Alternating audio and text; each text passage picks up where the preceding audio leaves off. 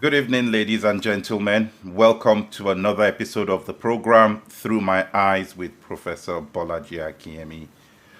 Good evening, sir. Good evening. I'm glad to be here. Thank you, sir.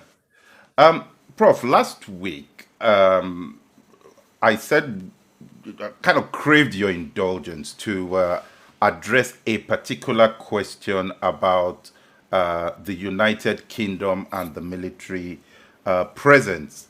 However, the world was shocked with the news that came out yesterday evening. And I want to crave your indulgence again for us to start with that topic before we move on today. Because I think that that actually has quite a significant impact on the question we were going to address from last week. I hope that's okay, Prof. Yes, it is. All right. So, AUKUS deal, as they've called it. Sir, did you see that coming?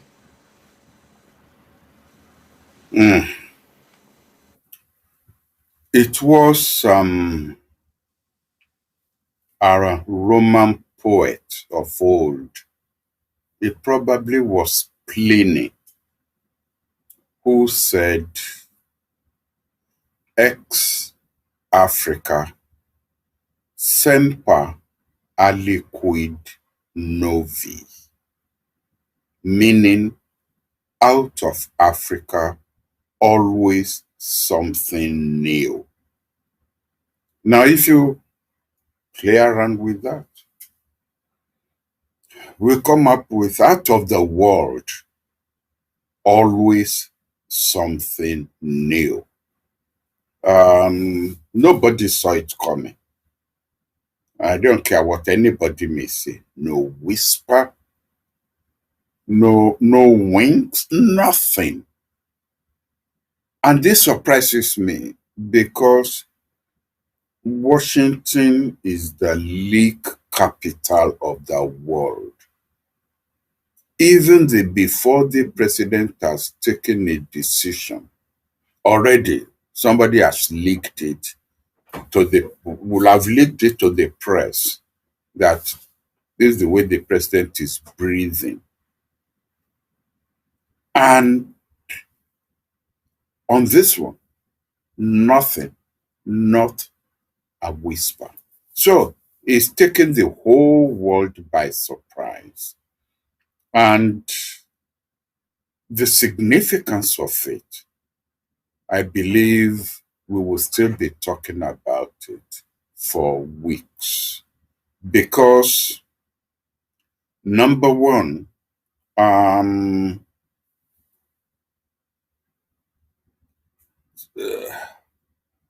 a window has been left open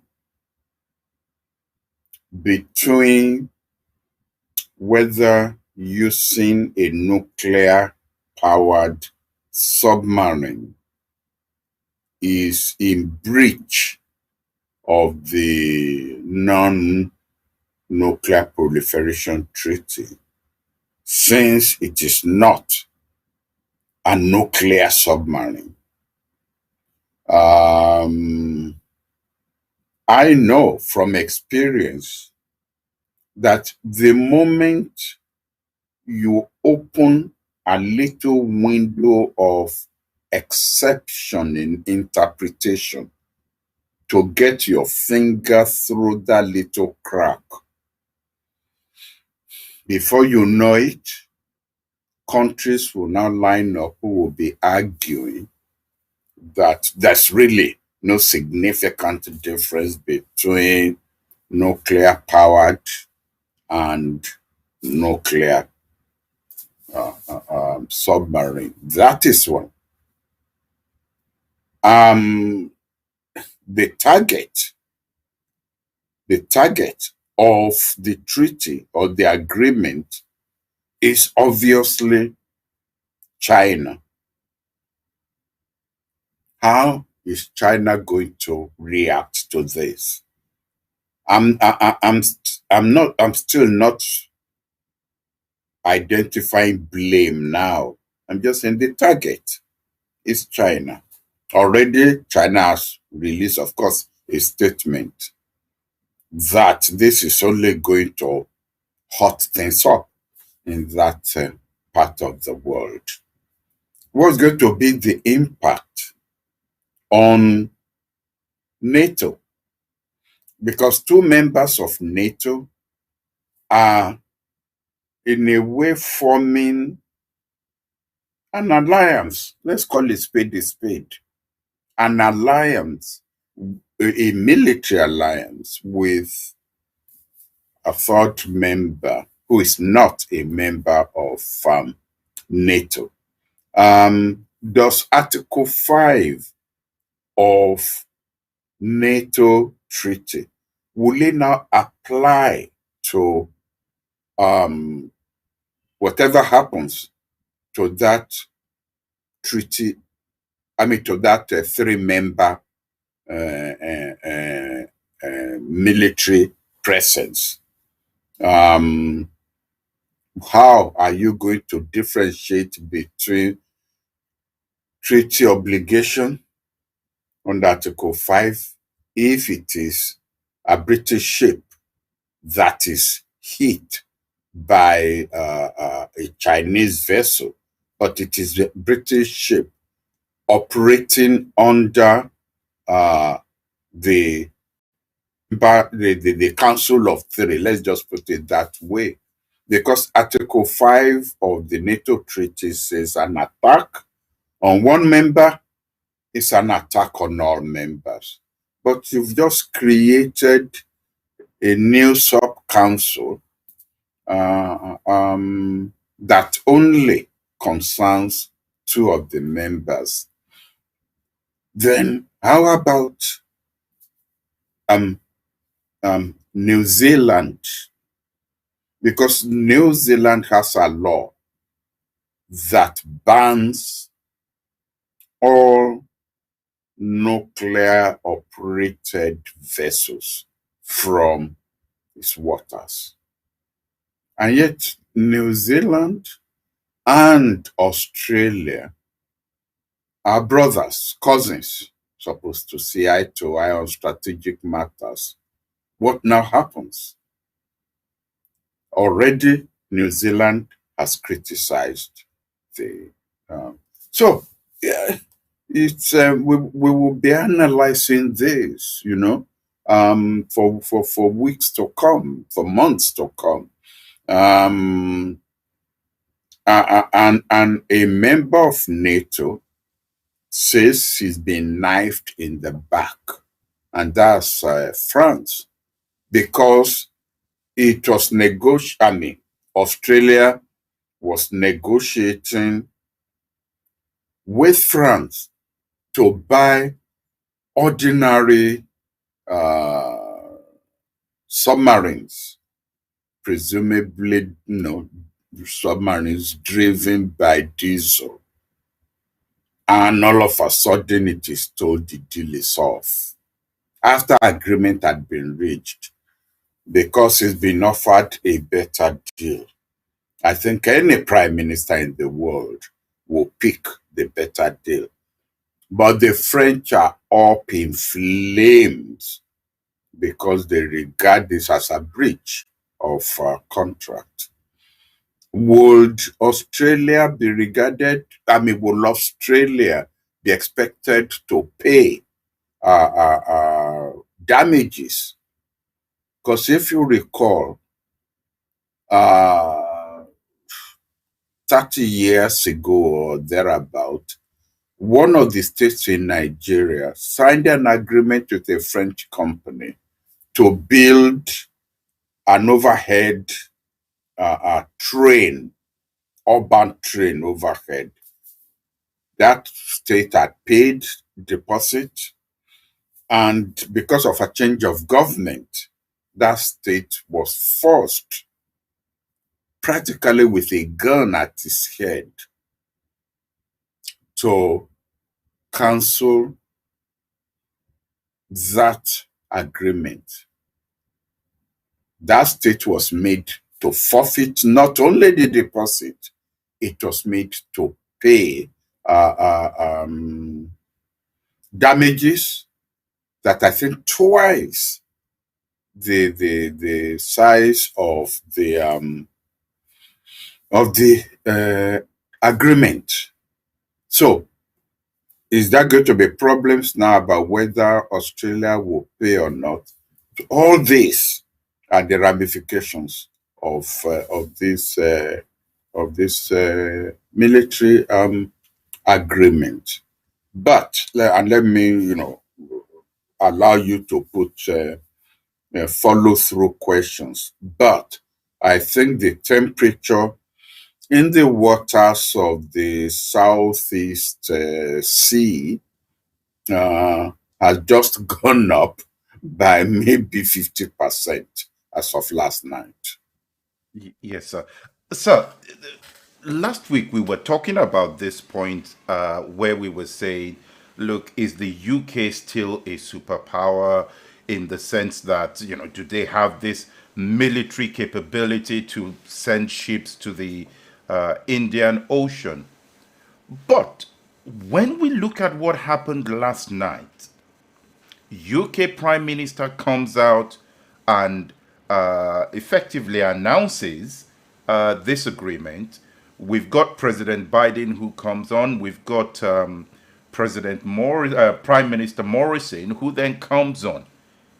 Is the British government asserting itself as, look, we are still here and we are still very capable?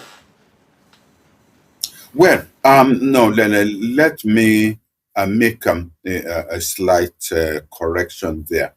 It was Prime Minister Morrison who spoke first, and then in his own bombastic way, Prime Minister Johnson in Britain, and then President Biden rounded it up. Of course, given the way he tends to dominate the atmosphere and the way he speaks, you will think that Britain is the chief architect of this, and the way he emphasized what Britain has to gain in terms of jobs, I think was a faux pas, because then the Americans, maybe congressmen will be watching, and then they will say, well, excuse me, we are probably going to put the money down somewhere along the line. And well, why is the British Prime Minister, boasting about jobs and the technical skills? I think when you are involved in in a multilateral agreement like that, it's not acceptable to put on. That's not the time you should put on your boastful nature, whatever it is. But we have to accept that that's Boris Johnson for you. But your core question, thank God we didn't take this question last week, because my answer would have been different.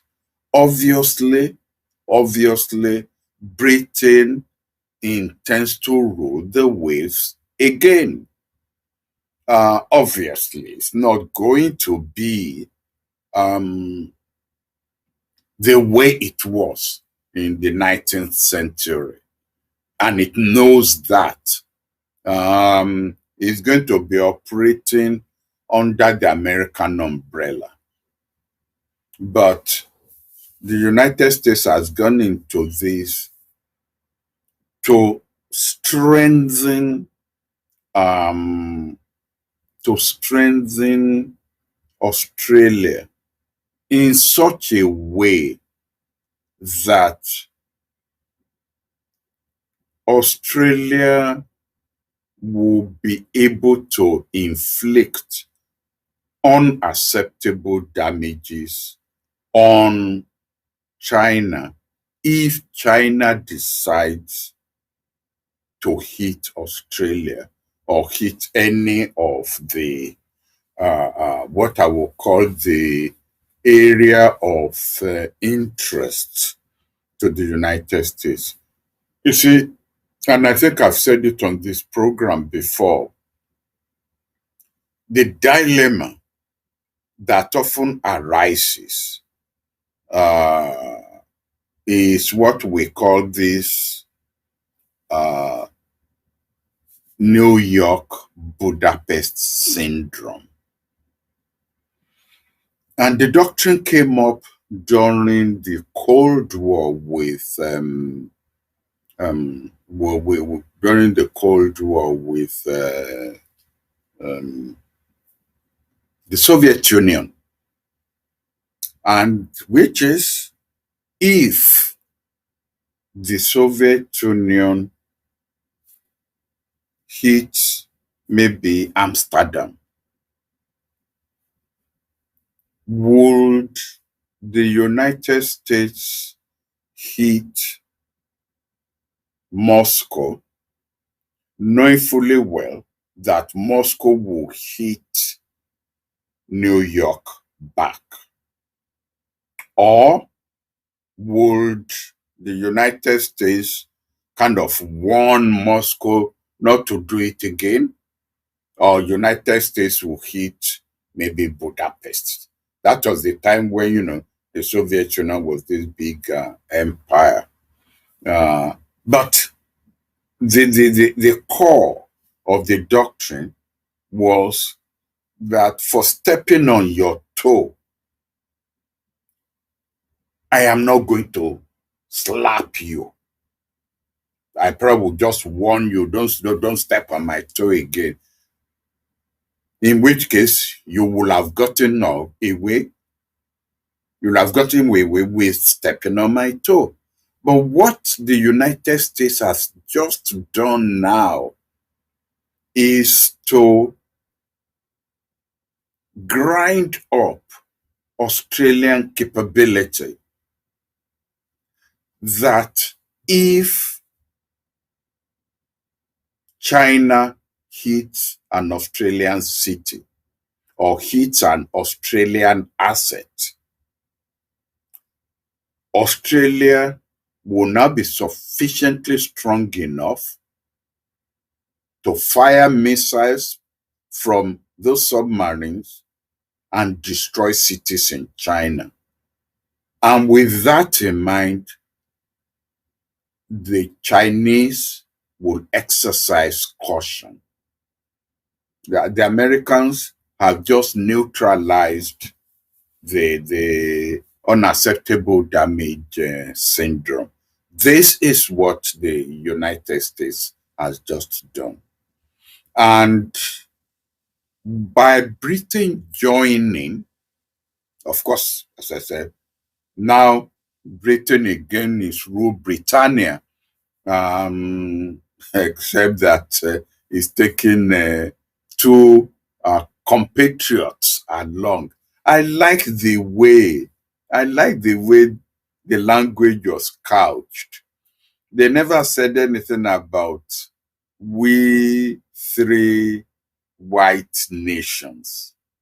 At times, it's the analysis is we three embodiments of democracy, or we three countries that share the same values. Excuse me, we can see, we hear you. That's the way I will put it.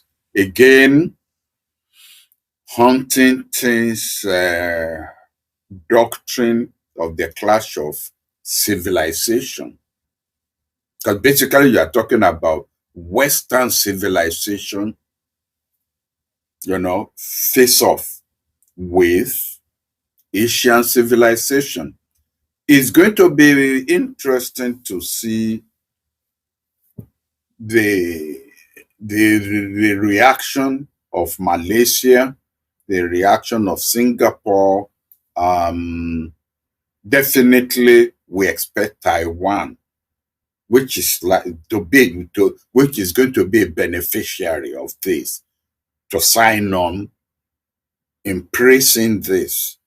But even when Malaysia or Singapore or any of these countries, even if they praise their, like India, Pakistan, even if they praise the alliance, watch the language. Is soft, not a warm embrace. It's going to be a lukewarm embrace because they are still conscious of the fact that they are in the backyard of China. Sir, And go ahead. let's assume that this is really targeted at China. Mhm. Is China now at a point where really the US and the UK have played their master stroke card, which means that there's actually very little that China can do in response to this? Or is there? Yes, there is. But before we get onto that, let me say that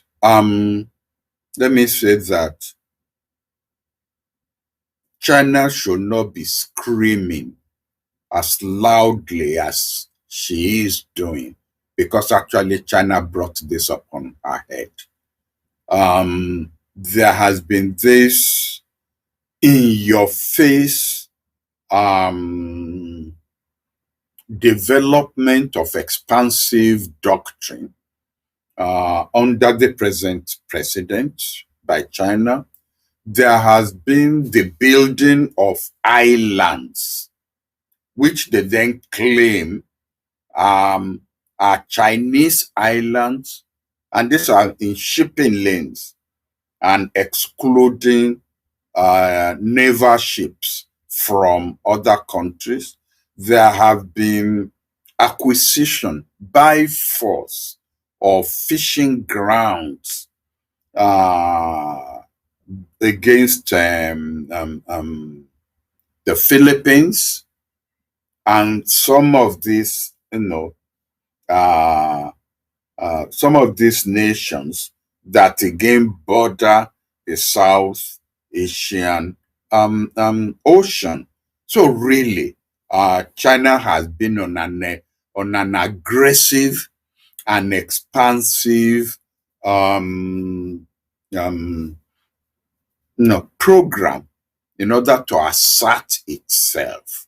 And I think somewhere along the line, she overstepped that red line, which is never really always clear where it is. Recall that I have said 2 or 3 times on this program that the most frightening time when you have power configuration, when one power is coming down and another power is going up, the most dangerous time is a false calculation that the power going up may make, that it has already got to the, and to the level on the scale where it can then challenge the power coming down. And I think China probably had made that, what I will regard, I may be wrong. I mean, there may be other scholars who will hold a different point of view. I think China has made a miscalculation as regards where it is on the changing scale. Now, to your question as to what is anything China can do, yes, China can now pump more money into its defense program to see one who can outspend who on the scale. Now, again, this is a question of assessment because the United States did it to Russia, where by provoking Russia into an escalating competition on development of weapons, it practically bankrupted the Soviet Union. It bankrupted the economy. So China may now decide, fine, we'll see who will blink first. I will now develop this, develop that. Also, you've cut your losses in Afghanistan, but you are starting another, another arena, or which is going to cost you money. All right, let us see. So you may now have an escalation of military presence, an escalation of development of military weapons, and you may continue to have, there have been slight collision of ships between the United States and China. That may now become more frequent. But I believe, however, that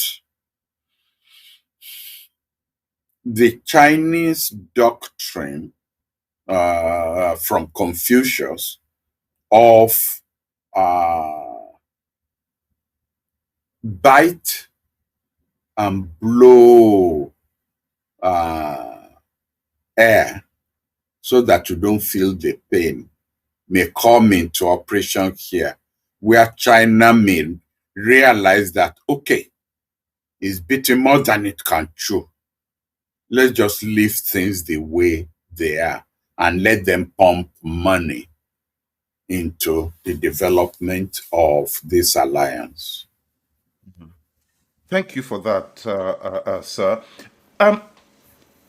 Let me raise an important point here that also came out in the course of this week, and that is the news that a very senior American general had been in touch with his Chinese counterpart and the Chinese government, and had said that before the US strikes, he would let China know. And, Prof, what is your view on that kind of position? Well, the senior military officer you are referring to actually is the most senior, and that's the chairman, Joint Services Chiefs. In uniform, he's the most, he's the highest. That's number one. Number two, what he told the Chinese was, we have no intention of striking or of pursuing anti-Chinese military activity. So the question now is, Trump has called it treason. But that's a hyperbole. First of all, I am aware that this has happened before, when Nixon was in the White House, but he was being overwhelmed by the Watergate crisis. Henry Kissinger, at that time, had become Secretary of State, but he was also almost acting as a substantive our national security advisor. And the word on the street was that he gave instructions to the general officer commanding the troops in Washington, D.C., that don't implement any directive from the White House unless it is cleared with either him, Secretary of Defense, Chairman, Joint Services Chiefs, because they thought Nixon had become unstable mentally. And they didn't want, obviously, war with Russia, that in order to get himself out of whatever Nixon may drag them into. So there's a precedent. And that's the one that I am aware of. Who knows? There might have been other cases where you have an unstable president. Obviously, we've never had it that it happened under Kennedy or Johnson or who else? General Eisenhower or Jimmy Carter or in either of the Bushes, Bush the father, Bush the son, Clinton. So it's not something, to me, I don't interpret it as a grab for power by an officer bent on treason. It's unusual. I mean, what you have to get clear is, first of all, it is known that there are direct telephone links between the Secretary of State and his Chinese or Russian counterpart, the Secretary of Defense and his Chinese or Russian counterpart, the Chairman, Joint Services Chief, and his Chinese or Russian counterpart. I'm sure there are also on the Western side, in other words, with the British or French or this. And the reason for this is mistakes do happen. It's human beings who operate all these machines. Mistakes do happen. And you don't want that mistake to precipitate a world war. So if maybe a pilot flying on a reconnaissance mission blacks out, and it's a nuclear it's a nuclear Air Force plane, he blacks out, and that plane now is no longer under the control of anybody, and he strays into the Chinese or the Russian airspace and is going to crash there. You quickly pick up that phone and say, listen, you are not under attack by us, but our pilot has blacked out. Therefore, we give you permission to shoot it down before it gets over, Peking or over Moscow. Maybe while it is still over some rural area, shoot it down. That's the cause. I mean, that's why you have those plane contacts. So you and I agree, everyone knows that Trump had become unstable after that election. And he was not beyond. He even talked about it openly among his staff in the White House. I am sure that some reasonable members in the White House, maybe Secret Service or the Marines, have passed this message up the chain of command that the president is talking about attacking China. Because the relationship between China and the United States has sunk to an all-time low, even under Trump. So that must have got all the way up to him that said, I better warn the Chinese that we have no design on them. So should such a thing then accidentally happen, no, you are not under attack by us. I mean, of course, they got the message, because there are times they have lunatics as their own leaders in China as well. And I'm sure the Chinese have designed, some package as to how they will bring their leaders will not lead them into a world war. Thank you for that, Prof. But just before we move from this topic, I think I look at it again, and General Miley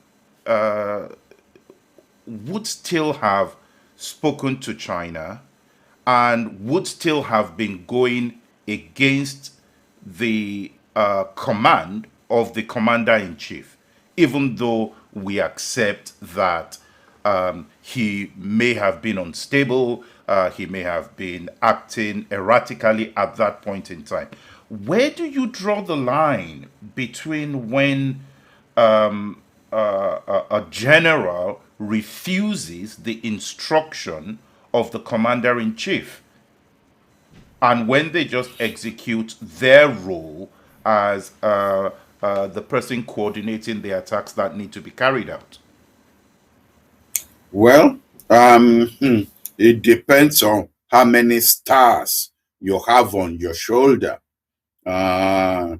It's not your salary is not sufficient if you are just a 1-star general or a 2-star general or even a 3-star general. You have to be at the top of the chain of command to do that kind of thing.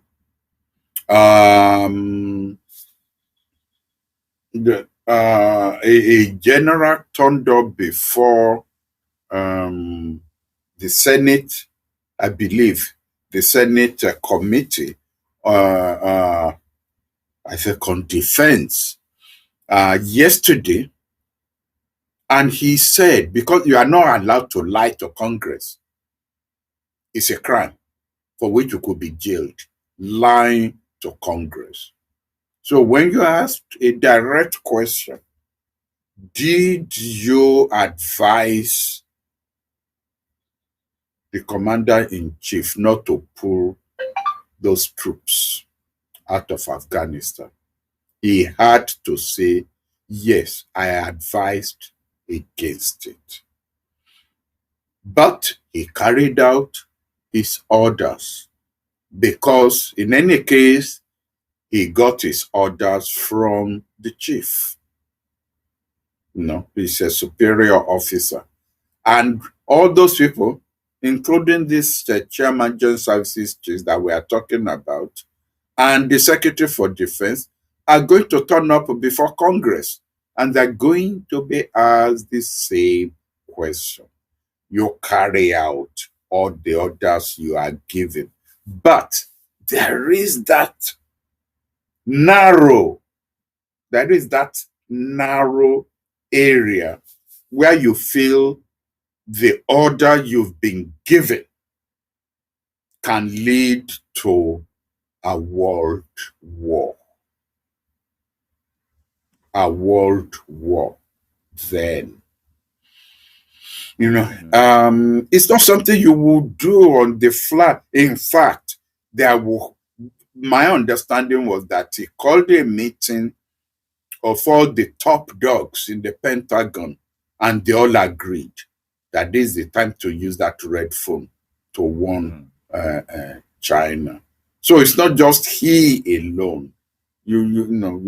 That's too dangerous a power to defy the commander-in-chief.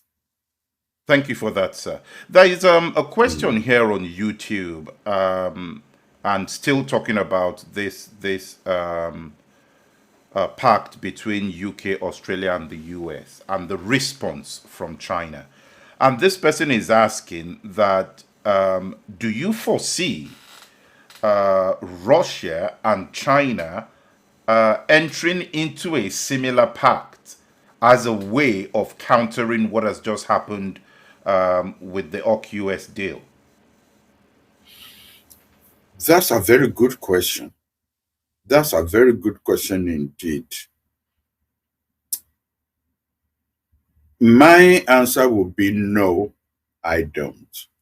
Because the relationship between China and um, um, Russia is not as close as people think. Um, they've had boundary clashes in the past, and the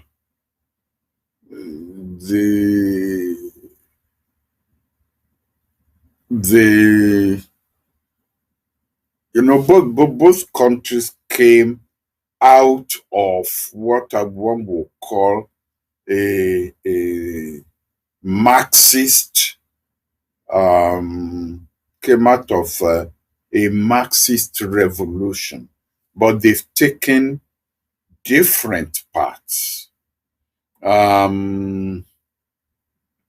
Basically, the Chinese have again taken the Confucian doctrine of it doesn't matter whether the cat is black or white, as long as it catches mice, let it operate.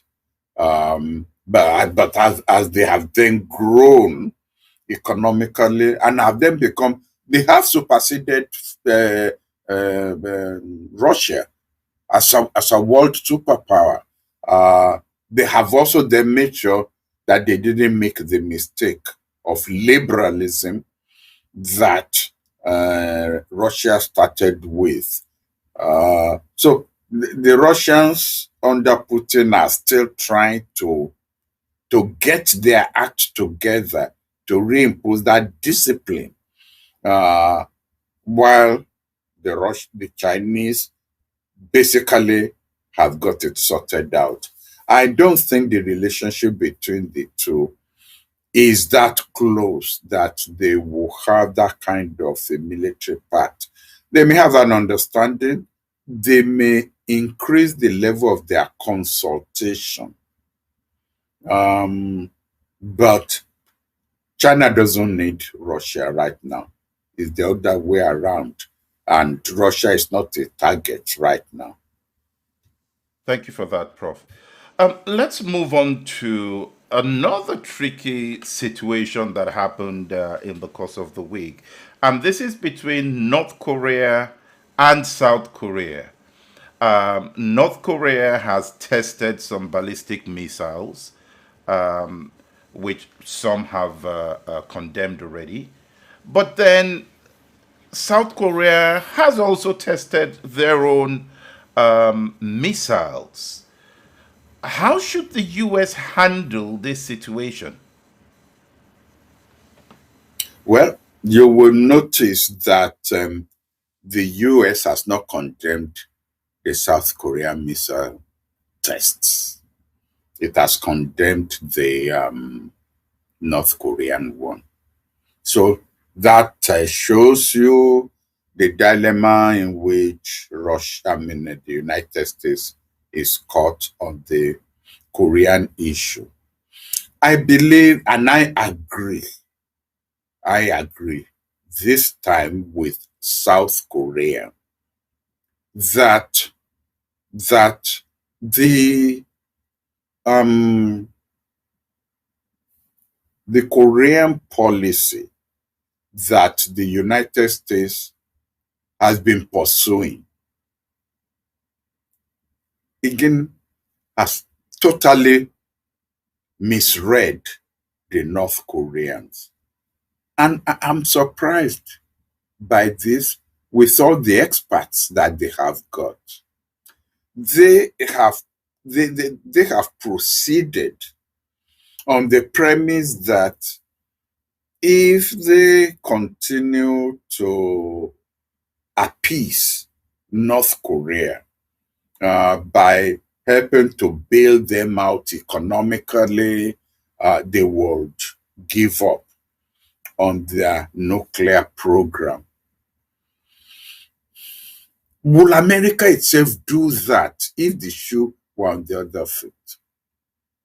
The North Koreans know that the only way they can avoid the tragedy of Libya, the tragedy of Iraq, the tragedy of Syria, is to have that nuclear umbrella. They know it. All scholars in the world know it.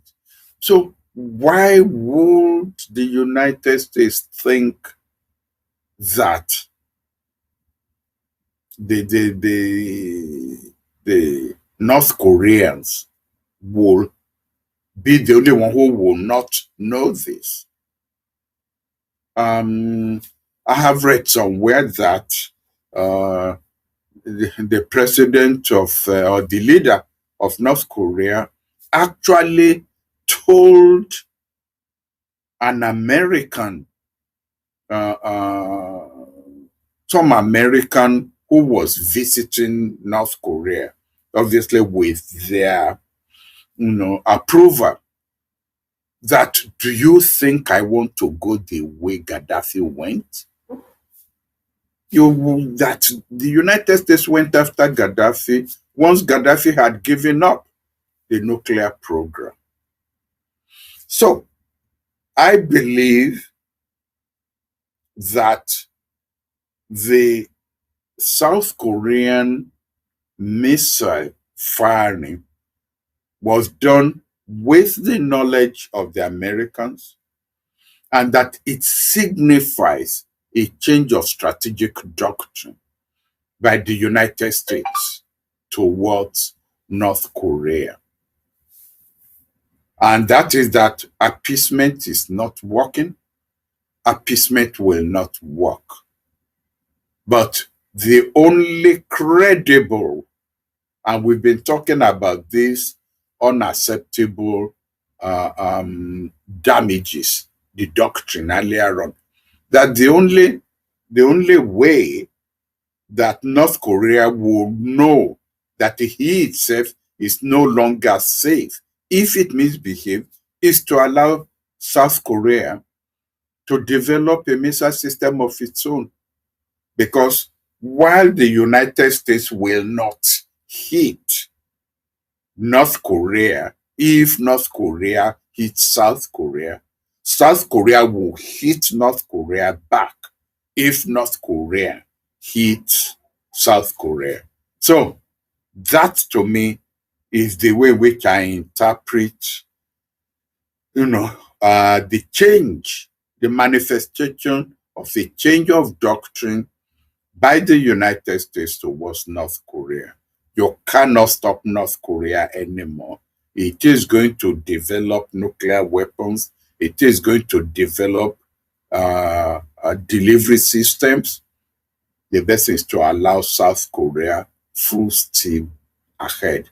And what South Korea then did actually was a signal to the North Korea that we are ahead of you in this game, because their own missiles were fired from a submarine, which needs the kind of technology and technical skill that I don't even believe the North Korea has now.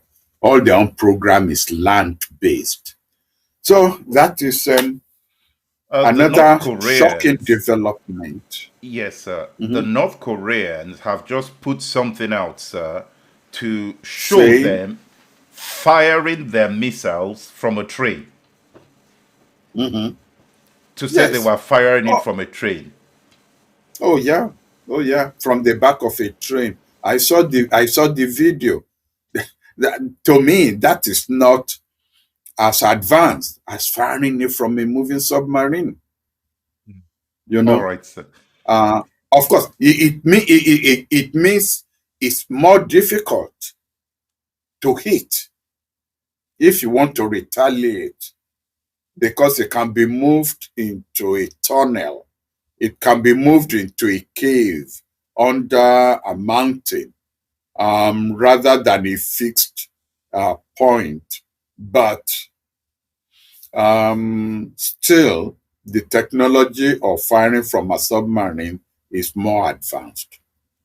All right, sir. Sir, there is another point I want to put across to you, and this is regarding a country that we haven't really talked about on this program, and that is Canada. Next week, they're going to be electing the country's 44th parliament on, I think it's next week, Monday. But Canada seems to be relatively quiet in terms of its foreign policy. And in fact, after the announcement of the AUKUS deal, one of the contenders going against the incumbent Justin Trudeau put out a statement saying, yet again, Canada has been forgotten. Is this signaling that our allies no longer trust the existing government? What is your take on Canada and Canada's foreign policy posture? Well, first of all, I think what Canada is suffering from is the existence of too many clashing giants in the world right now. The atmosphere is just so crowded. With Goliath of the world striding through, that there is no room in the media to focus on. I mean, after all, what's Canada doing? Canada is just going to have elections. It's looking like Trudeau has made the wrong call. He still had 2 more years. This parliament has 2 more years to run. There was no crisis. He wasn't losing. He wasn't losing in the popularity vote.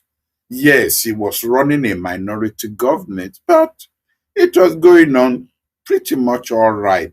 And then he called this snap election. And to people, it looks more like hubris. More like hubris. I'm sure in London, you can recall 1 or 2 prime ministers who had called snap elections thinking they were going to win, and they were wiped out of Westminster. And it looks like he may lose the election. But that is being under the radar, foreign policy wise, is simply because the issues that are dominating the waves do not involve Canada. You know, Canada was not in Afghanistan. His troops were not in Afghanistan. So the heyday of Canadian foreign policy, from my memory as a scholar, has been when the United Nations has been called upon to take center stage, because then the United Nations needs medium power countries whose foreign policy is liberal and not tied to the apron strings of either the United States or the or Soviet Union in those days, and later on Russia. And that was where Canada was at its best. India was at its best. And I must say, Nigeria was at its best because they were seen as neutral countries that the United Nations can depend upon to faithfully carry out the resolutions of the Security Council. Well, the Security Council, unfortunately, has been comatose for the past few years as the issues that face the international community have not been amenable to Security Council. You know, one said it at that time. A unipolar world, a one power world, is a danger to the United Nations. So it doesn't have to listen to the United Nations. It can call all the shots, and it tends to suffer from hubris. Maybe as the United States and China are now about to hold the world hostage,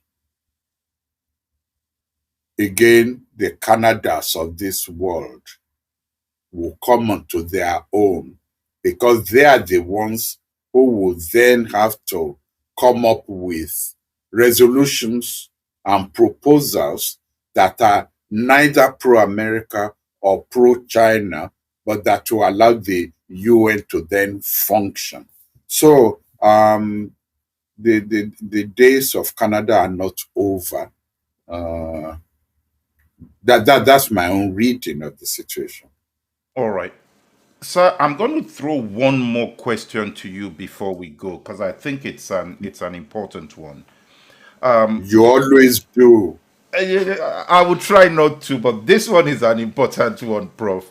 And this is talking about Israel hitting Hamas targets in the Gaza. But the Israeli foreign minister proposed a development plan. And that plan is really more like an infrastructure development program in exchange for a period of quiet with Hamas. And my question to you, while the Israeli foreign minister has said this is not official Israeli policy, however, the Israeli prime minister supports the arrangement. Is this enough to bring peace between Israel and Hamas? No, no. It's God help whoever tries to bring peace between the Palestinians and the Israelis. The minimum acceptable proposals to either side are so wide apart that it's not an exercise worth embarking upon. People tend to forget that the first United Nations envoy representative in the Middle East, in Palestine, was assassinated by the Israelis because the Israeli militia, because they felt that his proposals were too pro-Palestine. People tend to forget that, which is an indication of a red line that the Israelis draw. And that red line is determined by existential fears that no proposal must endanger the survival of Israel. No proposal. On the other hand, Hamas said, but you are occupying our land. You are oppressing our people.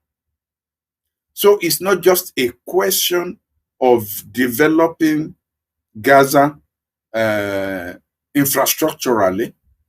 It's not just a question of lifting the embargo, whether by sea or by land on Gaza. You must move back from Palestinian lands. And Israel has had this Israeli settlement in Palestinian land that they will not give over, even though the international community regards it as being against international law. And, people have memories. Position of Israel was that they conquered Gaza and occupied it, but that as a peace gesture, they gave up Gaza. And now look what happened. Gaza, from the Israeli point of view, that Gaza had become a nest of terrorists terrorizing Israel with rockets and what have you. So, where then do your proposals, where do they go? What do the proposals address? Because the Israeli proposal by the foreign minister, which is said the prime minister has signed on to, does not address the issue of occupation of Palestinian lands, which is a core issue with Hamas. There's one, before I round up, there's one issue which people tend to forget. They may not even be aware of it. Do you know that Egypt shares a land boundary with Gaza? And Egypt has blocked that land boundary. Occasionally, from time to time, it lifts, it lifts that the border opening for a few Palestinians from Gaza, maybe who need medical treatment or what that kind of, and then shuts it again. People don't talk about that. Why? Why is Egypt also blocking what amounts to an embargo on Gaza? Because Hamas in Gaza regards the Egyptian government as traitors to the Palestinian cause. And they are supporters of the Islamic Brotherhood, and they will gladly engage in terrorist acts in Egypt. So both Egypt and the Israelis actually do agree on one thing: keeping Hamas bottled up in Gaza and keeping an eye on them. So I don't think that proposal has been flying around for quite a while. But since it doesn't address the core issue for Hamas, they're not going to fly anywhere. Prof, on that note, we will end the program tonight. Thank you so much for your time and your insight on all these issues that we have been addressing.